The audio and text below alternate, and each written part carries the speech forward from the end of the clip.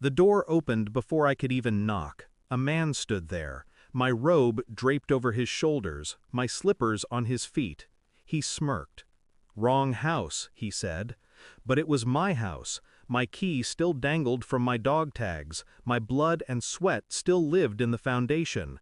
Then she appeared, my wife, hair undone, eyes glassy with comfort that was never meant for me.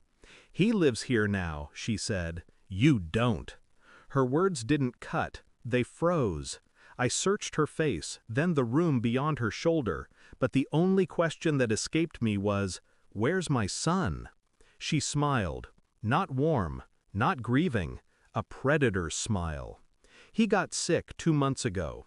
The doctors said he had a little chance, but we gave up on him. He kept shouting your name when we abandoned him." The silence after those words was heavier than war. I stood in my own doorway, but the ground beneath me shifted. My son's voice echoed in my head, faint, imagined, calling for me. And they had left him, alone, with no hand to hold. Her tone wasn't sorrowful, it was casual, like throwing out trash. I scanned the room again. Toys gone, photos missing, the walls stripped of him as if he'd never existed. The man leaned against the frame, smug in his stolen comfort. He reached for her waist. She let him. Infidelity had always been suspicion. The late calls, the vague explanations, the way she smiled at her phone in the dark. But betrayal this deep? Rewriting our son's death as an inconvenience? That was a cruelty I couldn't yet touch with words. I didn't shout, didn't curse. The war had taught me control. Rage was a currency wasted on the undeserving. So I turned, walked away. But walking away is not forgetting. Walking away is planning. I stayed quiet, invisible. Hotel room nights blurred into days. I scrolled through her life from the outside. Social media, phone records, bank charges. She flaunted her new reality like it was a prize she earned. Vacations, dinners, a man who wore my clothes and spent my money.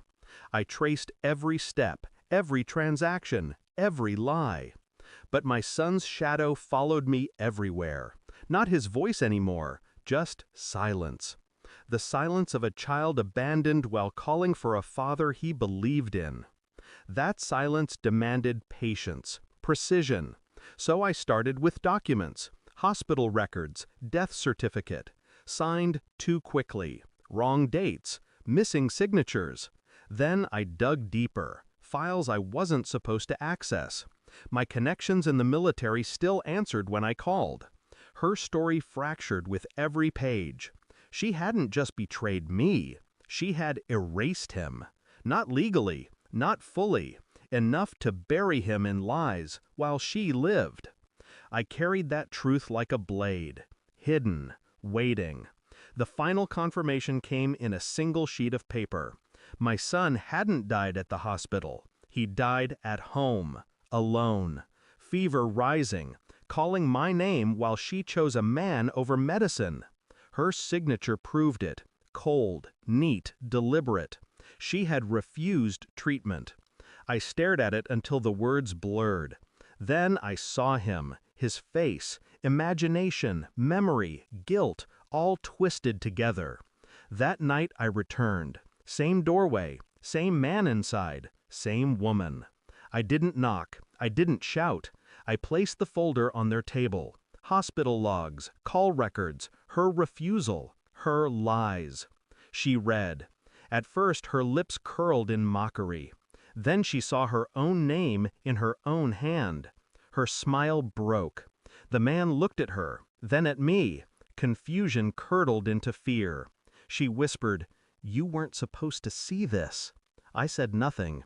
Silence is heavier than any weapon. They begged in different languages. He cursed, she pleaded. Both small, both pathetic. I didn't threaten, didn't move toward them. Instead, I slid my phone across the table. Recordings, proof, every word preserved. Her confession at the door. The documents, her voice laughing about my absence. "Lawyers," I said finally.